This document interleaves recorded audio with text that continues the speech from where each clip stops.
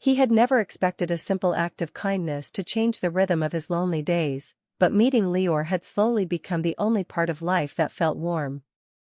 Aaron moved through the village with quiet steps, doing the tasks others avoided, collecting coins that barely fed him, and pretending the villagers' dismissive stares didn't dig into him.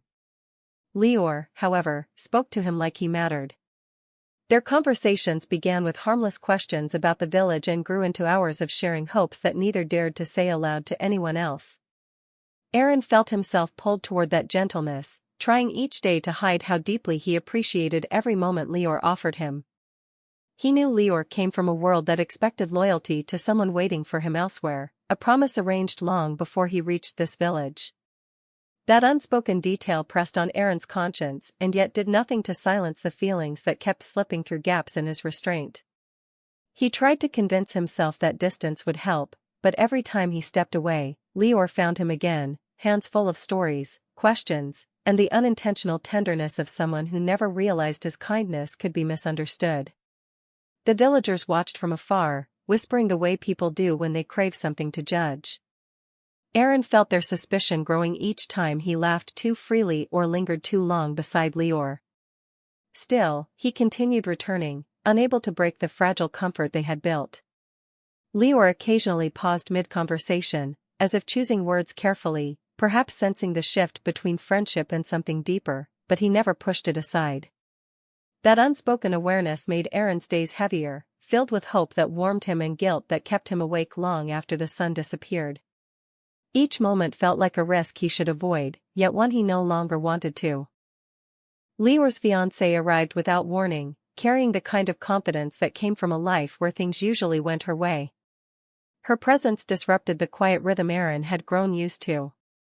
The moment she saw Lior greet Aaron with familiar ease, her expression tightened, as if she immediately sensed a shift she had no name for yet. She tried to reconnect with Lior, speaking of plans they once discussed, but he responded with a politeness that felt rehearsed rather than sincere. Aaron kept his distance, knowing he had no rightful place in their conversations, yet he felt the weight of her eyes each time he passed. She noticed every subtle hesitation in Lior's voice, every glance that drifted toward Aaron even when he tried to look elsewhere.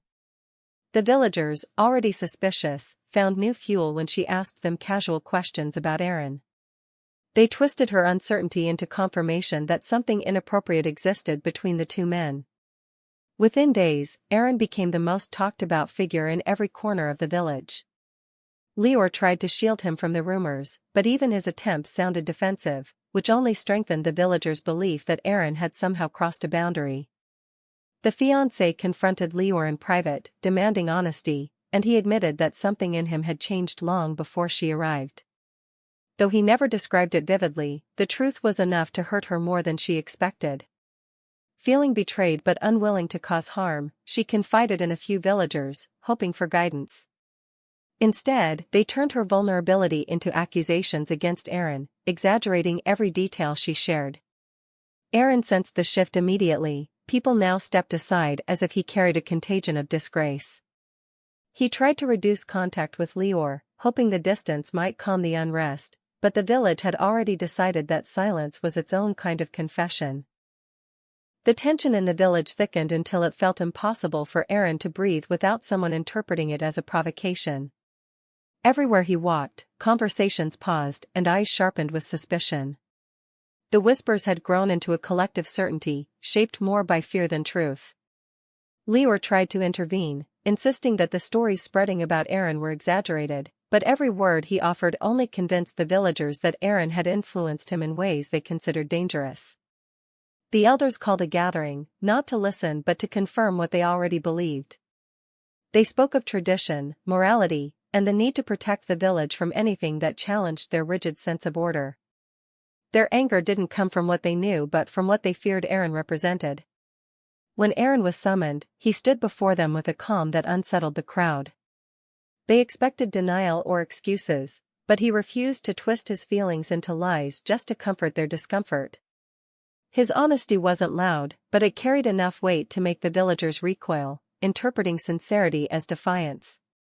Lior tried to step beside him, only to be pushed away physically and emotionally by those who believed he had been misled, not that he had chosen anything for himself. Even Lior's fiancé attempted to speak up, trying to explain that her pain had been personal and never meant to create a punishment for anyone.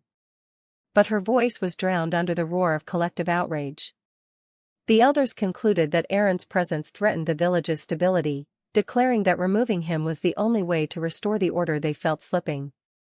Aaron listened without protest, understanding that reason had no place in a crowd ruled by fear.